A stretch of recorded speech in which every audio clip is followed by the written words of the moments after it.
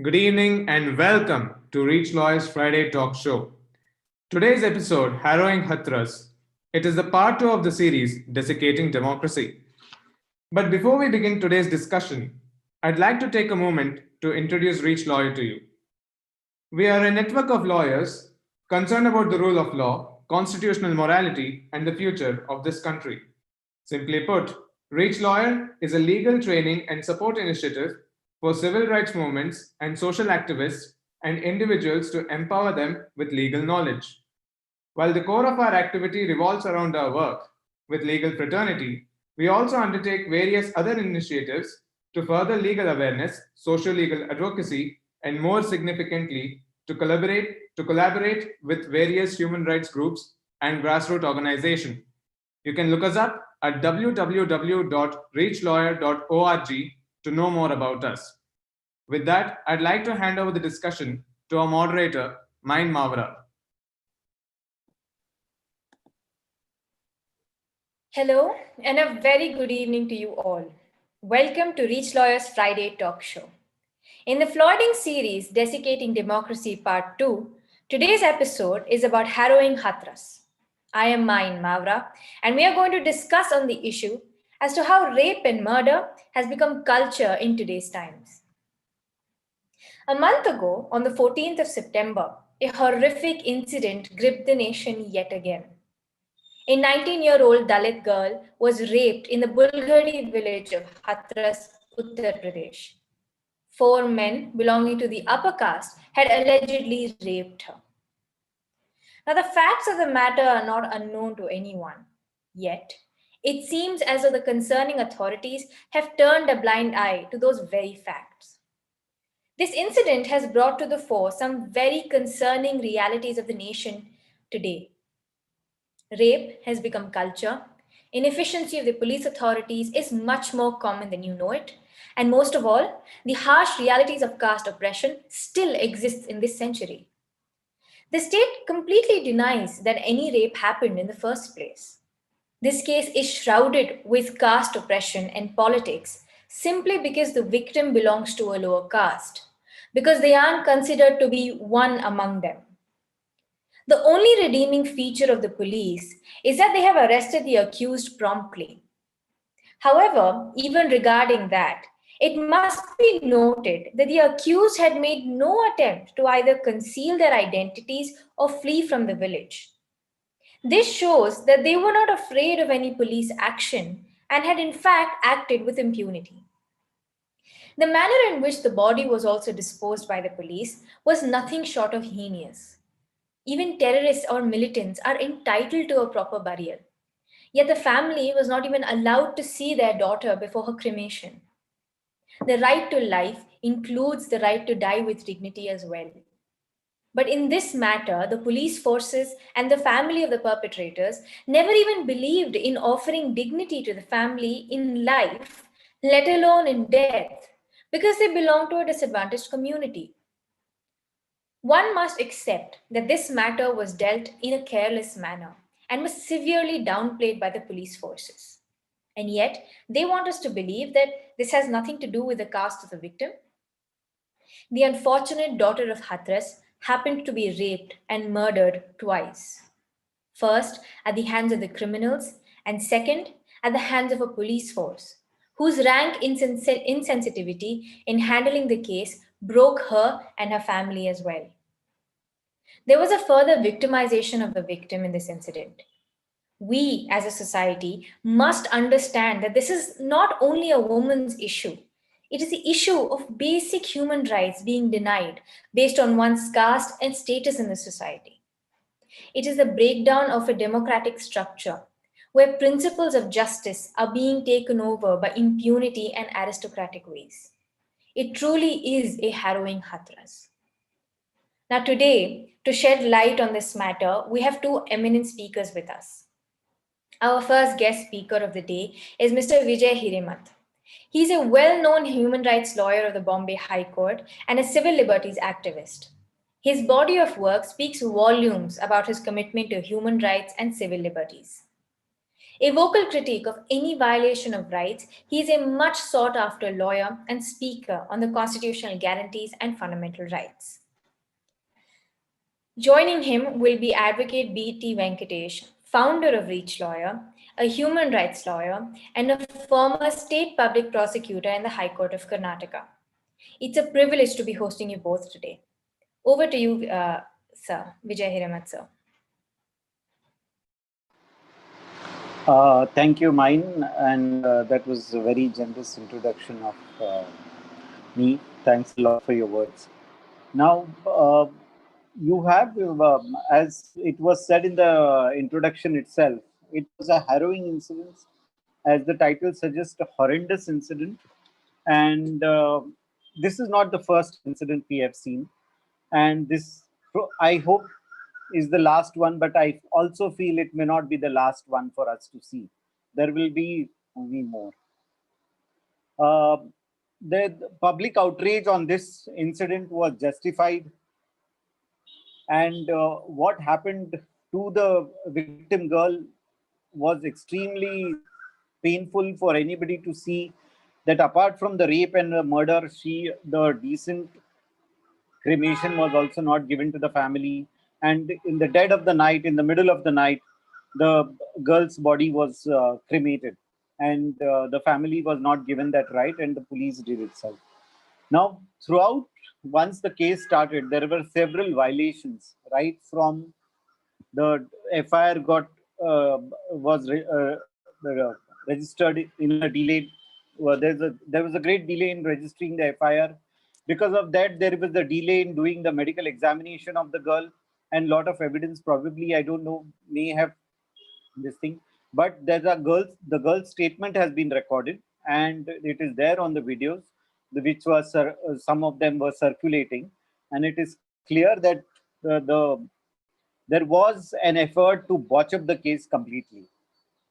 Now, apart from the alleged accused who have been arrested, and probably they will be punished, but what about the authorities who did all these things, who did the cremation, who never allowed the victim's family to see the dead body, whether they will be prosecuted for those offenses, whether they will be tried for even for those offenses? That's a big question. And according to me, no, because in the Indian laws, there is a big hurdle in prosecuting any public authority for the acts that they do during their duty. And this is what they will say, that this is part of the duty and they did it.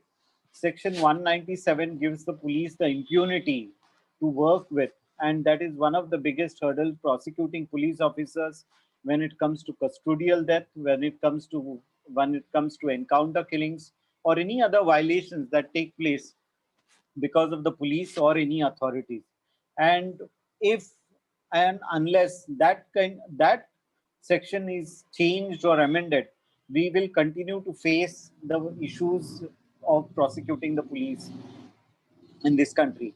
Now, I'm not going to stick to the only that one case of HATHRAS, because I feel there is a systemic problem when it comes to rape and the rape cases in the country, and it cannot be limited to only one case. This one case may give us a lot of learning, like many other cases gives, but we cannot. We have to look at what has happened in the past and what we need to do. If we have to change the situation, we have to give confidence to the women in the country to stand up to sexual violence and prosecute the offenders.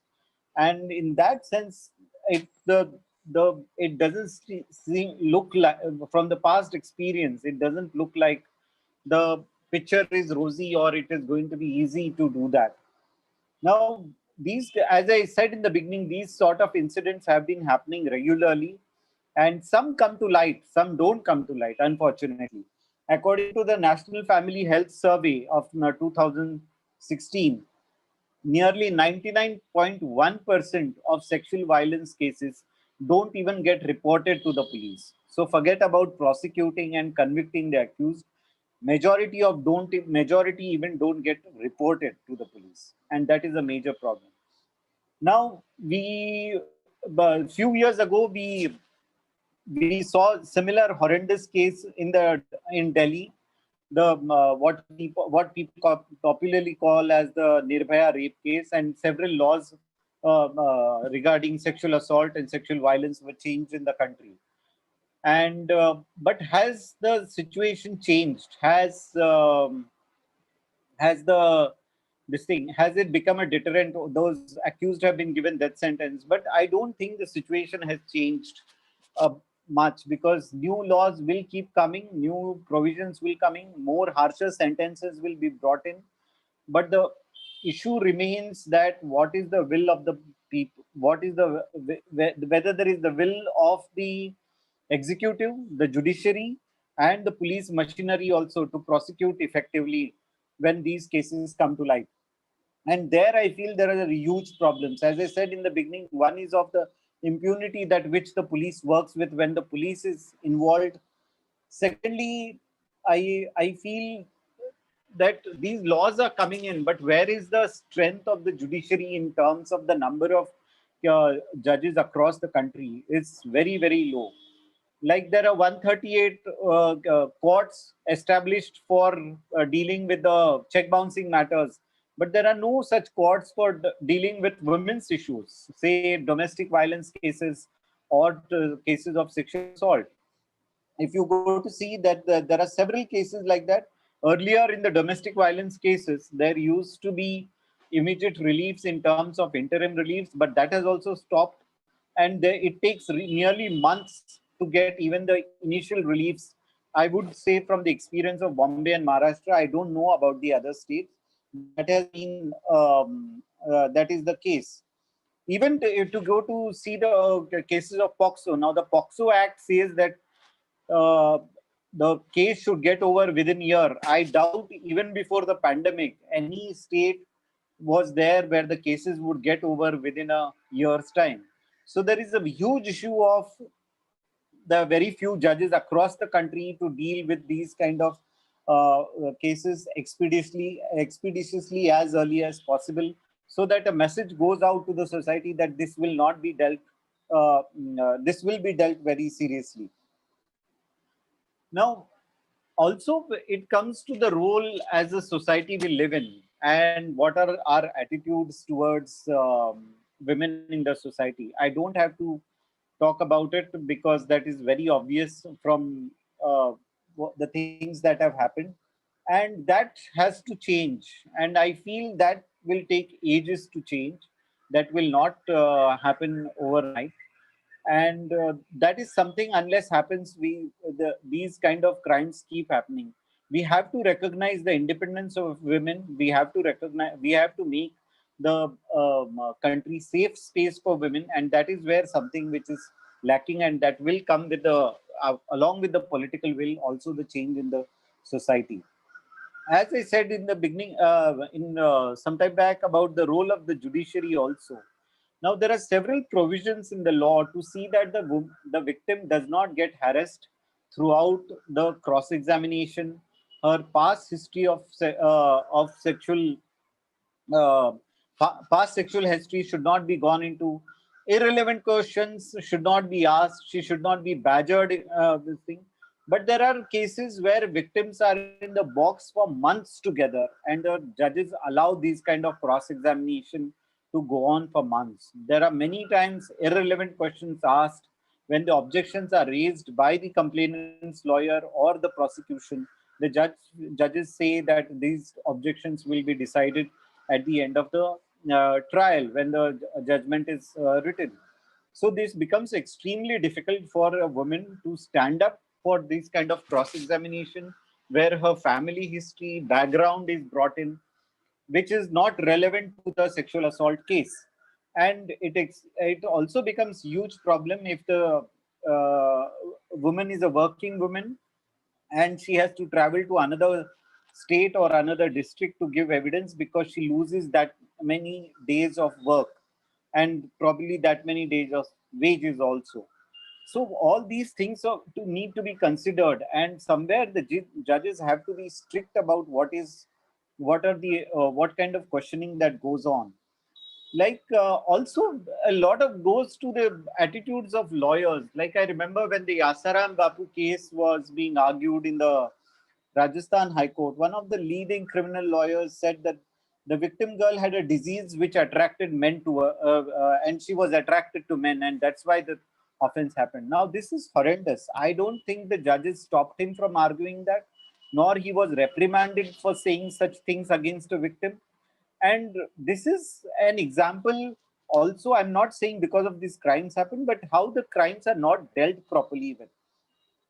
I was dealing with a criminal appeal of a gang rape and murder in Bombay High Court, where the trial court had convicted the accused. And while arguing the appeal, the defense lawyer was trying to create a confusion or trying to explain the difference between a lehenga and a ghagra. And there were two women judges. And even and this went on for about 10 minutes. And finally, those two women judges said, at least in this aspect, you should not try to confuse us and leave this to the court.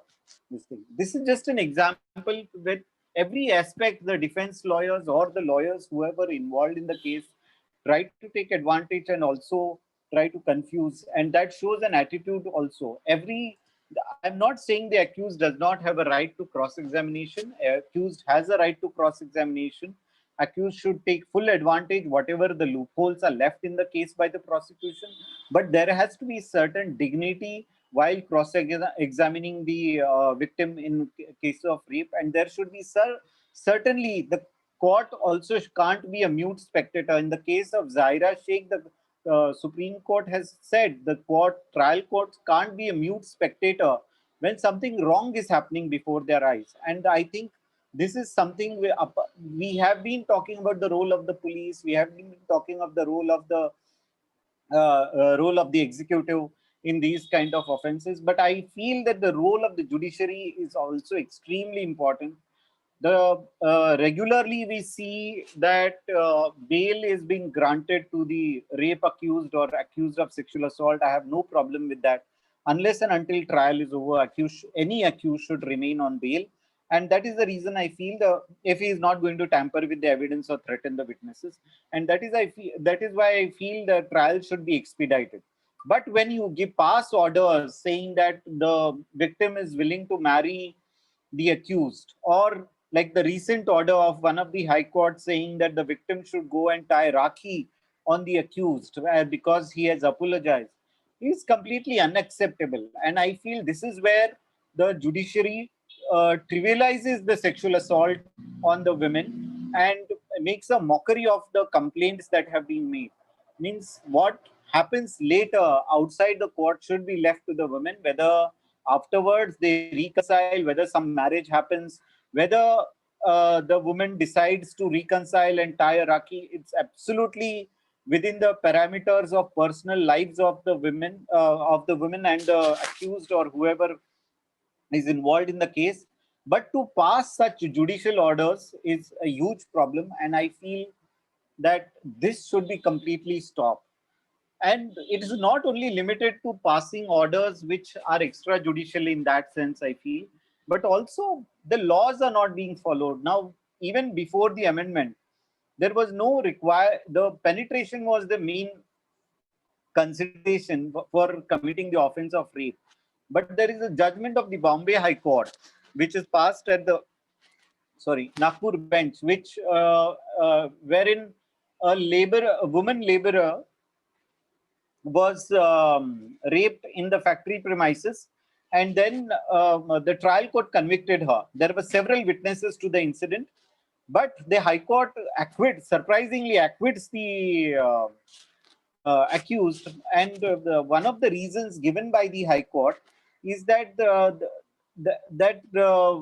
woman said intercourse, and she does not talk about ejaculation. There was no ejaculation, and hence the accused are acquitted. Now, this is completely wrong, I feel. And there was a campaign by the women's groups in Bombay to get that judgment in the Supreme Court appealed, but the state of Maharashtra refused to file an appeal against that judgment. And this is something which needs to be looked into. And these are very few examples I'm giving of the kind of judgments that come through courts. And if one starts studying the judgments over the years, I'm sure we will find many more judgments which are extremely problematic when in terms of looking at how the judiciary looks at how the judiciary has dealt with some of the rape cases. Of course, I'm not saying again that the trial should be expedited in the sense that there are examples where the conviction happened within 14 days of the offense. That was one case of a foreign national which happened in Rajasthan, and a couple of other cases. That's also going to another extreme, but there has to be a middle path. The accused has to be given his enough space and the right to do the cross-examination. At the same time, the judiciary has to be open to stop the accused and the lawyer when something is going out of hand, where the dignity of the woman is in question. And unless and until this step is taken by the judiciary, not taken by the judiciary, I'm not saying that these things happen, but these kind of offenses will be taken very lightly, and the strong message will not go to the society at large. Thank you. Thank you so much for your insights on that matter and really showing us what the state of the nation is with regards to such matters. I'd like to introduce my co-moderator now, Himali, to come and open the floor for questions. Over to you, Himali. Thank you, Mai. Thank you, sir, for that elaborate explanation on the dignity of the court and how cases like this, court needs to build confidence in women and when cases like this happen. So we'll branch out to the next segment of moderation, which is question and answer round. I will first ask a question related to the HATHRAS case, and then we branch out to many other questions. So, sir, when you started off, you began with the idea of how she wasn't given a proper burial and that her body was very hurriedly cremated. So, sir, in a number of cases, the Supreme Court has talked about the fundamental right to proper burial under Article 21. So considering this case, can it be said that this is a complete violation of that Article 21? And if so, has the police kind of displayed a malified intention which can tantamount to tampering of evidence in this situation? I don't know about tampering of evidence. I'm not privy to the documents. I don't know whether all the panchanamas were over. I'm sure that the postmortem was done. So that part of evidence was taken care of. But certainly, yes, it was a violation of Article 21, right to life, because right to life includes right to dignity. And dignity includes a decent burial or cremation, and also dignity of the family. The family was crying throughout the night they wanted to see the face of their daughter for once before she is cremated or buried. And there were also I have also read various reports saying that the family was also saying that at night time, in their custom, they don't carry out the cremation and it should not be carried out at night. But the police or whoever conducted that cremation disregarded all the pleas of the family and went ahead and did the cremation. Now, whether the court will take action or not, I don't know whether this thing, because the Allahabad High Court as well as the Supreme Court is looking into the matter. And I hope there is some action taken, because this should not become a norm for the next any case such happens like this. Because today it has happened in a case of a rape victim. Tomorrow it might happen in a custodial death or in an encounter killing. So where the body gets cremated or buried as soon as the person dies, when before the family could take charge of the body. And as somebody said right in the beginning, yes, she was the victim was not a terrorist. She was not convicted of any offense. This has been done in some of the cases. Actually, that also I feel is wrong. Some of the convicted people or people who have been sentenced to death after their hanging, the bodies have been buried without handing them over to the families. I feel that is also wrong. But I hope the Supreme Court and the High Court take some action. Thank you, sir, for that. Sir, so the next question, of course, you spoke about impunity of the police officers themselves. But in this HATHRAS incident and other incidents, we see a vital role played by the district magistrate himself, right? So what is the role of district magistrate usually in a rape case? And does he receive orders from higher authorities, or is he allowed to function on his own? Could you just shed some light on this aspect of? I really don't want to comment on HATHRAS case as the matter is completely sub judice, and two courts and probably the trial court is also looking into it. So I leave that. In a normal circumstances, in a rape and murder cases, I don't see any role for the district magistrate to come in and rule. It is completely between the police and the judiciary. And unless and until some law and order situation for the area arises out of that case, then only the district magistrate would come in. But from my experience of working in Bombay and Maharashtra, normally a district magistrate would not have any role. It is left a role to play in a rape and a murder case. It will be completely between the police and the judiciary. Okay, thank you, sir. Sir, so of course, all of us are aware that in this particular case, there was an idea of narco test analysis that was brought into picture. And the chief minister of the state, of course, went on to say that not only will the accused be undergoing narco tests, even the family of the victims will undergo narco test analysis. So could you shed some legal idea on this narco test analysis and whether it would work in a situation like this or not? Forget working, I feel it is completely illegal. But it should not be conducted on anybody, either the accused or the victim, because it is not scientific. There is no data that it is a scientific test. We have seen how these tests are failed, and people have given all sorts of answers. And there is a judgment which talks about that how these narco tests to conduct a narco test against the will of the person are completely wrong. And the judgment also talks about there is no scientific data to say that these tests are completely foolproof, and that the person is going to talk truth in those tests. So I don't think this narco analysis should be done on anybody. Is it particularly bizarre that they thought about conducting a narco test analysis on the family? Completely bizarre. Means I have never heard of this thing. This is putting the family into the dock and disbelieving their story, which I believe was tried at some point of time. But yeah, completely bizarre.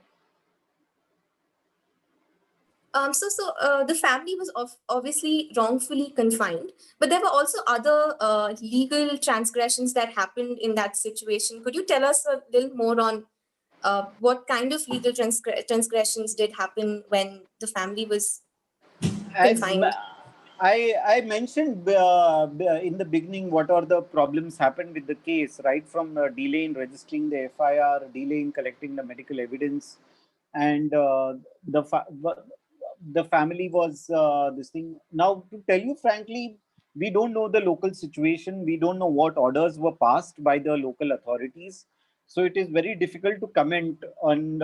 Yes, one thing is there that nobody was allowed to meet the family, and that is something which is unexplainable, because we saw a lot of political party leaders also wanted initially to meet, and the village was, what we saw on the television or the news reports is that the village was cordoned off by the police for a couple of days, and only after a few days that the political leaders also could meet the family. So I feel that is completely wrong, and the families should be left alone to deal with the tragedy, and to allow them to meet whoever they want to meet at that point of time. If they want to speak to the media, it should be left them to speak to, whether they want to speak to the media or not. To put any kind of restrictions at this time is completely unfair.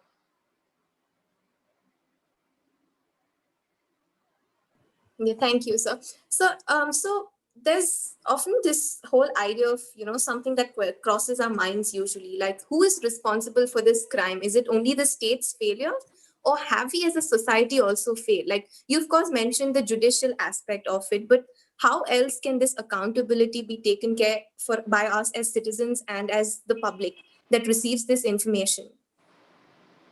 Well, I feel also we are responsible in a sense that we don't put a sustained pressure on the government uh, in many cases. After a point where there are so many things happening in the city or the country that we forget these incidents. These incidents become small incident when a larger incident happens. This thing.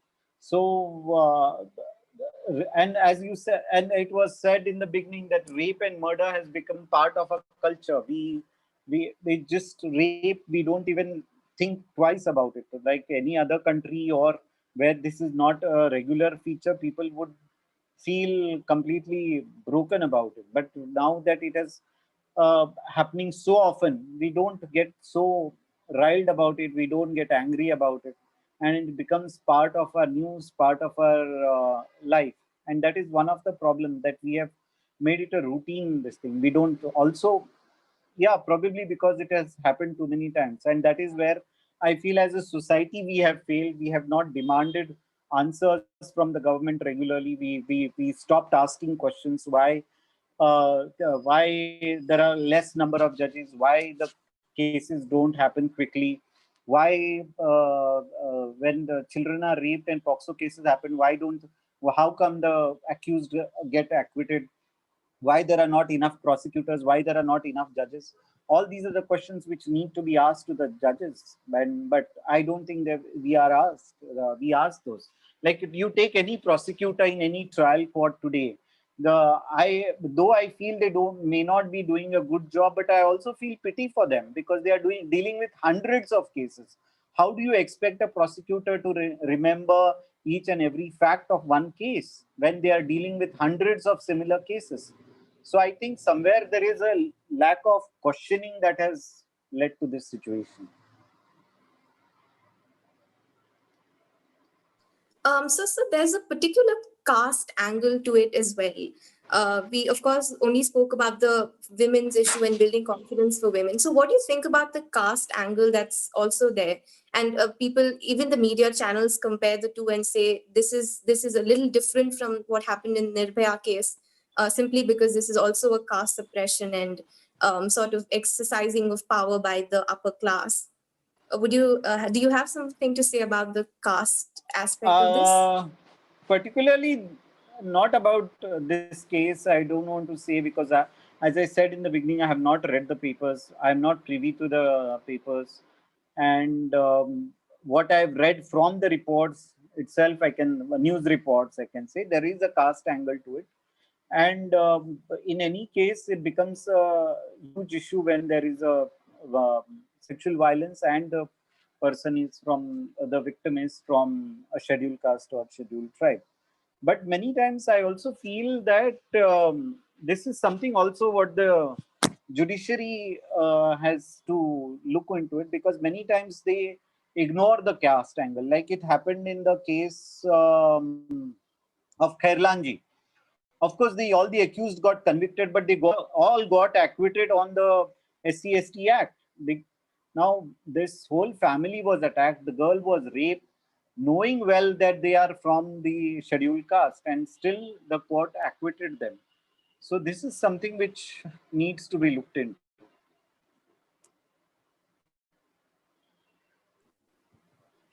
Yes, sir. So usually in cases like this, people often loathe the media for, sort of over exaggerating the information or something. But in this specific case, uniquely, it was one journalist who happened to go there and happened to trespass that whatever wrongful confinement that had happened. So what do you think that the role of media is usually when cases like this happen? Are they helpful, or are they more helpful in exaggerating the case and diluting and creating this quasi judicial sort of trials? Well, we have seen the role of media in terms of some of the cases that are happening right now. In this particular case, I really admire the courage of that woman journalist who went in the middle of night and reported about the cremation of the girl's dead body. Otherwise, we would not have come to know for a long time what would have happened to that what had happened to that victim girl. Otherwise, I feel needs to be a more sensitive reporting, even in these sort of matters. Then, apart from initial sensationalization, I feel the media needs to, as we are saying that we need to keep questioning the government, the media also needs to keep a sustained effort in reporting these matters, because it is all about, I feel sometimes about TRPs and whatever the readership, because after few months or after few weeks, the story goes away from the front pages or from the headlines or the breaking news. And that is where the failure is, I feel. So if there is a sustained media campaign on these issues, on these particular cases, I think it may help, but not exactly the way, sustained media campaign, I do not mean that they should be the judiciary, they should be the trial judge and convict those people right in the media before the judges or the courts give a verdict. The Bombay High Court is actually looking into the role of media and reporting of cases currently, and the arguments are going on. So let's see what happens, what comes out from there. So, sir, recently we saw this one judgment by the Karnataka High Court, which was Rakesh versus State of Karnataka, if I'm not mistaken, which talks about how the victim was drunk, and therefore, her credibility could be questioned. Her credibility of the incident of rape that happened at night could be questioned. So when precedents, and you also mentioned a couple of precedents like that. So what is the role of these precedents when more rape cases come into question? Do they help in sort of bringing in that impunity of the rapists rather than helping the accused? Well, there are both the sides. There are judgments you will find on both the sides. There are extremely very sensitive judgments which will talk about that these are the circumstances which need not be gone into, and those only the sexual assault should be looked into. And then these are the other sort of judgments which we have. Now, whether they become a binding precedent, according to me, no. Many of these orders are in bail applications, and but it gives some kind of wrong messaging to the society, I feel, because that becomes the norm, and I don't know, then it may be used by some trial court judge, some trial court lawyer. If the prosecutor doesn't produce the counter judgment, then it might be used by the this thing. Yeah, especially when it comes from a high court, it can become a problematic. But I'm giving that this thing that there are all sorts of judgments. There are judgments which counter to these judgments also.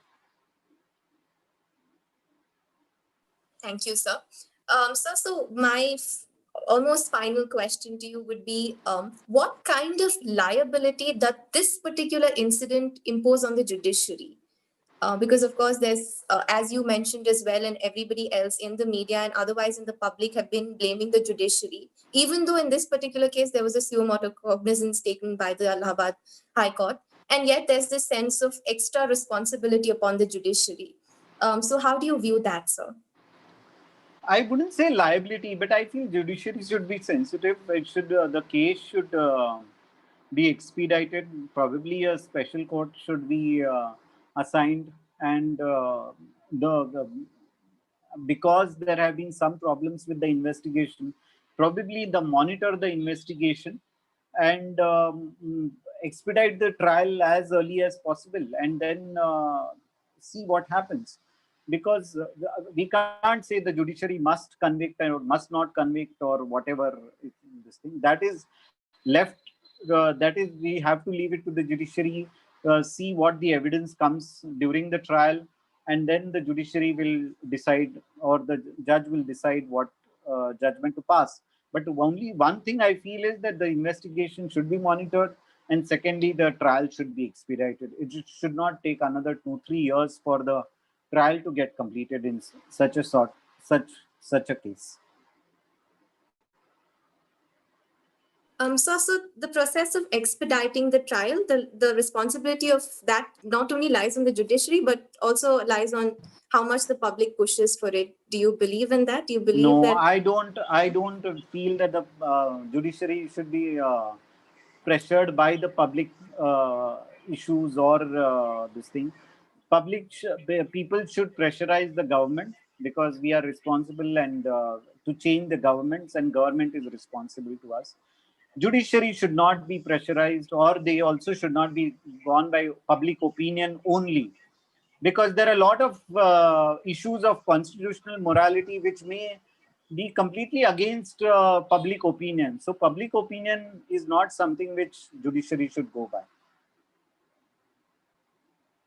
So that you spoke of constitutional morality, one thing that just cropped up into my mind was the idea of how people were really, really agitated when the defense lawyer in Nirbhaya's case chose to take the HATHRAS incident as well.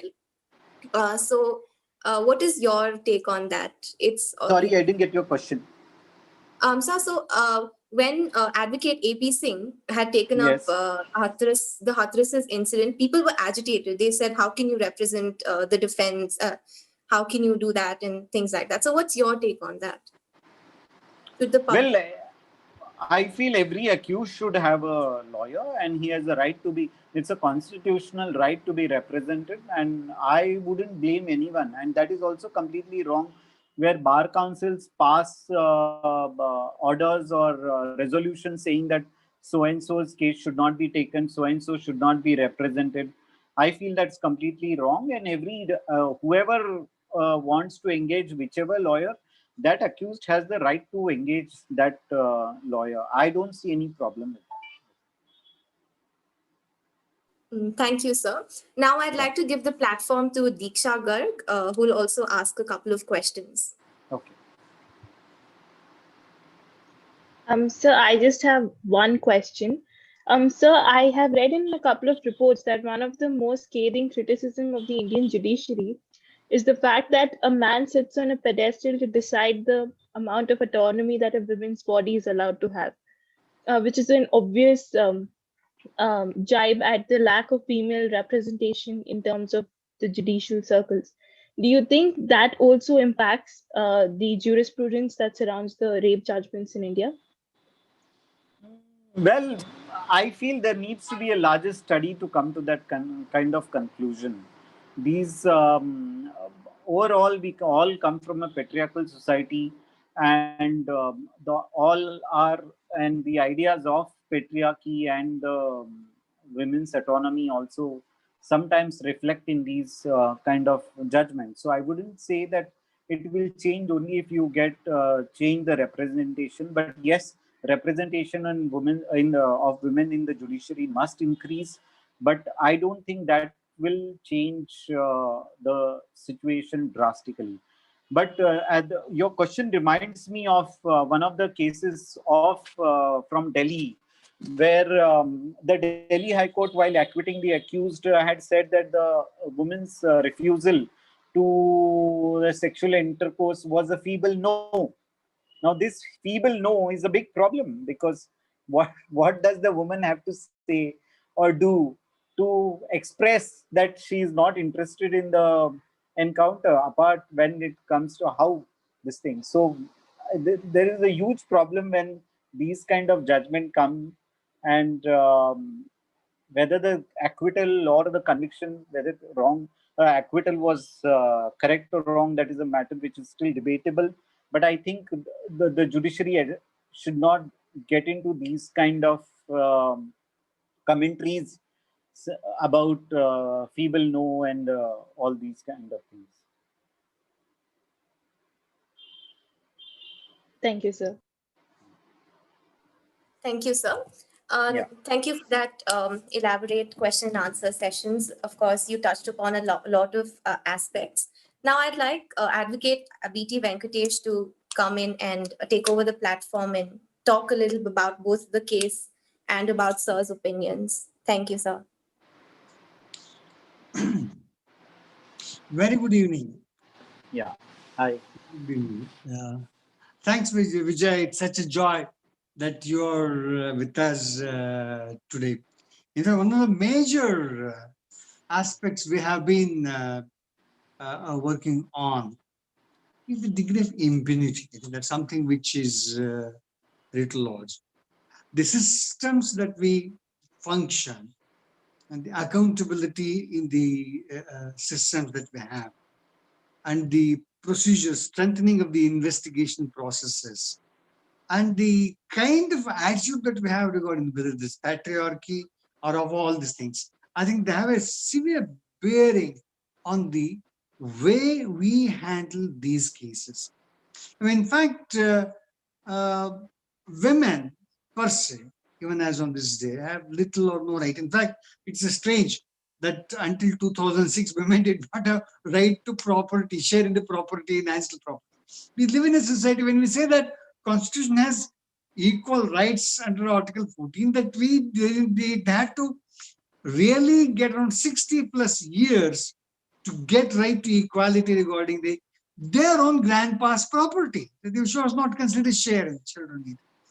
Even as on this day, we come across that the great number of women who work are not paid. When you say housewife, she is unpaid labor. That's the only construct we have. When we say working class women, most of the money which they earn is taken away by the families.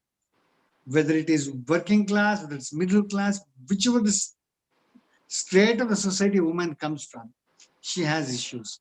In fact, very little representation anywhere you talk in terms of, whether it is politics, the parliament says that no relating to even giving space for them for participation in the parliament.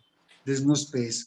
When you talk in terms of the kind of representation in the judiciary, representation of women in police, representation of women among prosecution, you come across it. It's such a pathetic situation even as on this day. And the constructs that we have, in fact, when you look into the cases, in that we have these misogynistic approaches, patriarchal approaches, the notion that she did not shout, that enables the court to acquit a person, the kind of subjectivity, the kind of approach that they go through the prosecutions goes to show that we have a little respect for the women is concerned. That's something which is writ large in all the cases. And look at the way the investigations take place. The kind of quality of investigation, as a prosecutor for years, I've been working on the subjects at the High Court level, even as the trial court level as a defense counsel and also a prosecuting lawyer. I see this, when it comes down to cases of sexual assault is concerned, there's little respect. Women has to come and speak up. Very uncomfortable questions are asked. The person is driven to such amount of shame. Courts don't interfere. And if someone interferes in the process, the accused counsel will go and say that it's my prerogative to cross-examine the witness. Integrity of the witness becomes an important thing. So when you look into any of these constructs that we have, that any woman complaining has to face such amount of challenge in the proceedings, that about the kind of stigma that we attach to a woman who has suffered a sexual assault. In fact, there's a very interesting thing. I was looking to a documentary made, which was shown by ReachLawyer program earlier on the penalty, wherein we had Aparna Sen, the well-known film actress, with a statement that when you talk in terms of rape, it's not the question of the intercourse that's the important thing. It's the question of power, that I can do something and get away with it, kind of a thing. That's something which makes the difference. Bringing laws which we have, one of the major changes, in fact, we have been hearing on this. We had this case of Nirbhaya. So some constructs that I would like to speak on. We had the case of Nirbhaya. We had the case of Priyank Reddy. In case of Nirbhaya, the accused were arrested. A special court was established. The kind of trial that went on, a special prosecution was employed. The entire protected trial that went on, and the trial process which went. In fact, when you look into the whole process, yes, it was a case where it was completed and done in a specific time. Now, when you compare the same to the case of the other case that happened in the Hyderabad, you see that the accused happened to be poor, and the police investigated. In the process of investigation, they shot down 4 accused persons. They closed the case. We do not know what action was initiated against the officers concerned. Now that it was done, everybody shouted, justice was done. When Nirbhaya case happened, everybody said that justice was done. But when it came down to Khairlanji case, the accused got acquitted. When you talk in terms of the kind of offenses that have happened in umpteen number of cases, thousands of cases which we see in this country each year, you hardly see conviction happening in cases of rape. Yes, there is a defense, there is hardly evidence, because there is no proper investigation. They don't even record the statement in time. They don't even conduct the kind of medical reports which are submitted, delayed submission. In fact, every aspect you look into a basic requirement in a case of rape, it never gets into the records. A good number of charge sheets are so poor in quality. And end of the day, you get to see that the accused gets acquitted. And then we had a case wherein a person, not only he had an issue, he just put acid on her, made her sit on a chair, make her drink, poured acid on the head, and she was virtually burnt alive. Acid, death. And this person, when it came down to trial, it was a case that he was, of course, he was convicted for life imprisonment is one part, but the process in which the litigation happened to trial courts, the way it was done, there was a little respect for the person of the victim was concerned. But when we talk in terms of the women's rights are concerned, we still treat these cases, the person, as a body, as a chattel. I think somewhere that hurts. That's one part which is there. The second part is that when we come across these cases, the bias that is existing, the bias that when it comes down to the caste structure within these institutions, which we, in society that we live in, that yes, you look at the caste structure of the cases like Nirbhaya or Priyank or anybody like that, an upper caste women, the outrage that we have. Why we don't get to see the same kind of outrage? On the contrary, we look at the situation, the atrocity of the system, which goes to show that the witnesses are going to be done narco-analysis. Have you ever heard of something of this nature? The kind of crime that happens on the victim. And this case was a shocker for me in the sense that the impunity with which the body was burned, the impunity with which the statements were made, the impunity with which the way the investigation has taken shape. The investigation is under progress. The authorities which you talk in terms of have made statements which demonstrate that their interest in the case is not certainly as clear as it's supposed to be in a case of an offense of this nature. I feel somewhere that defense, that kind of investigation results into kind of acquittal probe. Number of cases we get to see when it comes down to Dalit case are concerned, acquittals are assured. In fact, I've been a witness to a number of cases. The moment it's a case of a Dalit woman, the matters, a good number of places get acquitted. It's not the case where hardly there is any evidence and the evidences are not properly recorded. There is a delay in recording complaint itself. They have to run around pillar and post to get a complaint registered. They suspect. In fact, the women, when you are Dalit, it is looked upon by any of the police personnel. And that is something which is the case as women of easy virtue. So therefore, there is no necessity. In fact, there was a report that was done that the Thakurs in UP and Thakurs in Madhya Pradesh in the northern parts of India, they pride that they had sexual intercourse with Dalit women against their will. It was a case of rape. And hardly number of cases which we have get reported in this country. In fact, the number of rapes that they happen, only a small fraction of them are reported in this country. And when you look into the conviction rate, absolutely abysmal conviction rate. It is not by making a sentence that no, we will have death sentence for rape. I don't think that's the answer for the situation.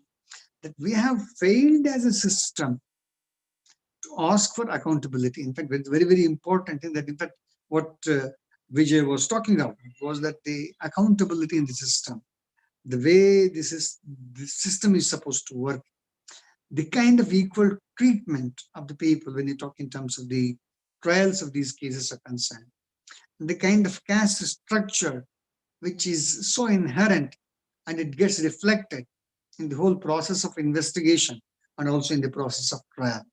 In some way, these answers, the criminal justice system certainly is not equal in its treatment as against Dalits are concerned. Investigation system is not treating Dalits in equal footing when it comes down to investigation is concerned. We get to see this nature on an everyday basis across the country. I think that's something which shocks all of us. In fact, what shocks is not HATHRAS. What shocks is the impunity. What shocks is the lack of accountability. What shocks is the way we are not questioning the state and the authorities as to why you are doing it. And the inability or that disinterestedness among us, the civil society, to demand action, to see that the person is put on board, that officers who committed these things need to be immediately arrested. If they had done kind of an offense of cremating the body without consent of the family, in the dead of the night, themselves, they are liable for prosecution. Was there a possibility that the family would have required for further examination of the forensic examination of the body? We do not know what's the nature of examination that has taken place, the kind of influence that has happened in the investigation is concerned. There are a number of occasions as an advocate, we have seen that we get the body exhumed for further examination, whether it's murder, whether it's rape, we get the body exhumed and get the further investigation done in the spirit the body is concerned. We will come to know the truth of the case is concerned. There are instances where the case was closed and it was the exhumation and further investigation, forensic investigation, demonstrated the crime of the accused is concerned. I think that kind of right which may possibly would have been there in existence was lost because the police officers cremated the body without even consenting to family, without even giving. It's an entitlement. The body of the deceased is entitlement to the victim, family of the victim. They have no right or authority to cremate the body. It is not something which they have a right to. The moment the inquest is done, before post-mortem is completed, it's the duty of the police officers to hand over the body of the deceased to the family. This is the law. This is a procedure. And the authorities make such kind of a crime that they cremate the body what exactly the action is initiated against these officers is concerned. How can some person make a statement that will subject the family for non-analysis test? The family is now suspect than the accused. I think that's something which is a shocker in this particular case. So therefore, when you talk in terms of HATHRAS, it's not the case of rape and murder that is the thing which we are looking at. We are looking at, more importantly, the impunity with which the police have behaved, the impunity with which the state has behaved, the impunity with which the system is going ahead with the case. The courts are to have taken serious note of it. When we talk in terms of, in fact, I always have this question. So whenever we see the Supreme Court and the High Courts, we come across this collective conscience. That is, we have collective conscience makes it do this kind of justice, this kind of judgment that been delivered. I do not know why the collective conscience does not take place or act when it comes down to a Dalit is concerned. This is the question which millions are asking in the system. I think that's something which need to ponder about, and that's something which is an issue that need to be discussed. One aspect which I like to conclude is that we as a society are equally responsible that we have allowed such kind of impunity to exist, that we have allowed that kind of negligence to be perpetrated, that we have allowed absolute unaccountability. There is absolutely no accountability of any of them in the system. When you look into these structures, not investing in the system, not investing in investigation, not investing in protection, not investing in a proper law and order, and making that there are so many cases, this is one among the cases, and only when it comes down to someone who belongs to an upper caste or who has a clout, the justice is certainly not for the poor and Dalit in this country. That's something which has been said umpteen number of times by number of jurists, judges of the Supreme Court. In fact, the Sachar committee, the commission report which we had that very clearly demonstrated how the people are. The kind of prison statistics which you go to show, even as on this day, go to show that 70% of the accused are under trial prisoners, and most of the people who are accused of who are unable to get bail are those who are poor and marginalized. And that's something which we have a system wherein we don't care about the system is concerned. We don't ask questions regarding the system is concerned. We don't demand proper investigation. Even as on this day, it's done at the manmani, or the absolute authority that the police have, without there being any accountability in proper investigation which is concerned. Many times it just goes off that the mistake done by the police officer in the investigation, it just, I don't know, there's no action initiated as against him, despite the fact it was a glaring error which he committed, wherein it resulted in acquittal of the accused, where he could have completely properly investigated the case. And somewhere we feel that the system is in such shape because that as civil society, as citizen, we are also equally responsible. And somewhere I have to say that we need to reflect upon ourselves. Is it our caste bias makes us think this way, that we have little respect for the lives of others? Is it our caste bias that makes us think that yes, our lives matter, their lives don't matter? I think it's time that we think in these lines as well, that these questions need to be asked by all of us, and we owe an answer to the system. When we demand answers on accountability, when we demand answers that this impunity will not be tolerated, we also feel that there is a need that we need to answer these questions too. Thank you. I would like Diksha to echo. Yes, sir. Good evening to all watching us. I have been given the task to actually bring this talk to a conclusion. However, I must remind everyone that immediately following the HATHRAS incident, a report was published that in the year 2019, 87 rapes were committed per day, and the conviction rate, as Advocate Vijay Hiremath stated, was dismal. Of course, this is a very minuscule representation of the reality. As has been stated during the talk, more than 90% of the rapes in India go unreported. After the discussion that we have today witnessed, it is amply clear that we can never arrive on a solution and conclusion regarding matters of discrimination and differentiation on basis of caste in horrendous crimes of rapes, and this is simply because we live in a society that is either complacent or completely ignorant of the realities of the day. As Advocate Vijay Hiremath also stated, the judiciary has a duty to play an active role to not only create awareness, but also to tackle this issue to bring it towards an elimination. The culture of rape has been normalized in India, and the reaction and conscience of the public is only invoked on the basis of the degree of cruelty. It is a very dismal reality that we have come to.